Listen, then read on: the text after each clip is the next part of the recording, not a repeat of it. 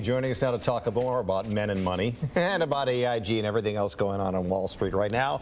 Is the watchdog on Wall Street, Chris Markowski.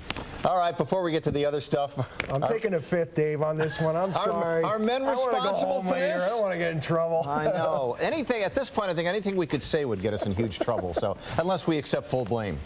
Well, and I'm not on Wall Street, so it can't be me. I worked on Wall Street for a long, long time, and to say that there isn't a glass ceiling there, there is. There's no doubt about it.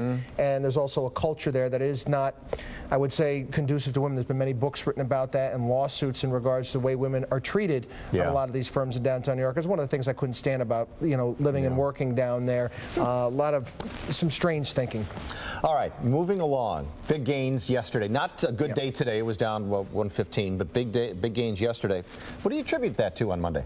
I think a lot of it has to do, obviously the news are telling you it has everything to do with Geithner's plan. It has a lot to do with it. There's no doubt about it that is very, very important, that he's actually gotten something out there. They've been waiting for it and waiting for it, and it's very good for the financial stocks, but it also has to do with Congress. What we talked about last week here on the program, this whole AIG bonus fiasco kind of being shelved and thrown out, where they were going to use the tax code as a blunt instrument to punish people. That was very bad for the markets late last week, and that seems to have gone by the wayside. Yeah, is it an indicator the way the market seems to be rebounding the last couple of weeks generally?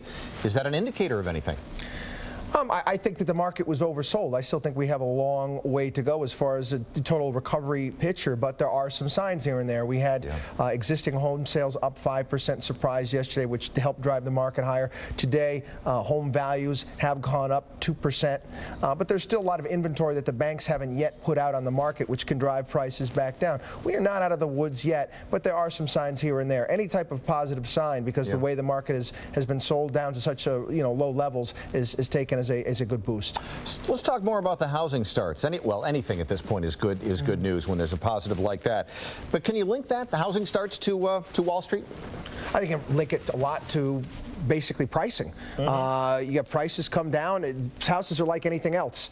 When they're priced too high, they're not going to sell as well. And especially when credit basically is taken away, the prices come down, it becomes more attractive. People say, oh, the housing market is terrible, the housing market is awful. Well, I guess it depends on who you are. If you're a young family going out looking for a new home, it's a great time to buy. If you're someone that's in the position where you have to sell, well, it's not so good. For the people that are going to be living in their homes for extended periods of time, you can't look at the day-to-day fluctuations, the month-to-month, year-to-year fluctuations of your house.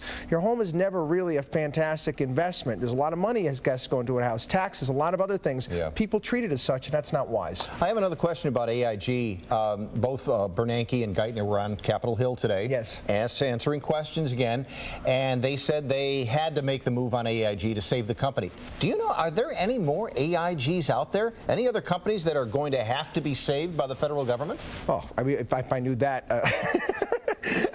I'd start short and fast. I mean, it's very difficult to take a look. Right now, they seem to have stabilized a lot of these things, and banks are actually giving back their TARP money. Goldman Sachs came out today, so they want to give it back. Wells Fargo wants to give it back. What Geithner and Bernanke wanted was, they said they wanted more power to step into any non-bank entity, but financial institution, investment bank, hedge fund, insurance company, so this wouldn't happen. But this is scary. I mean, you're talking about giving a lot of power to a member of the executive branch to say, okay, we're taking you over.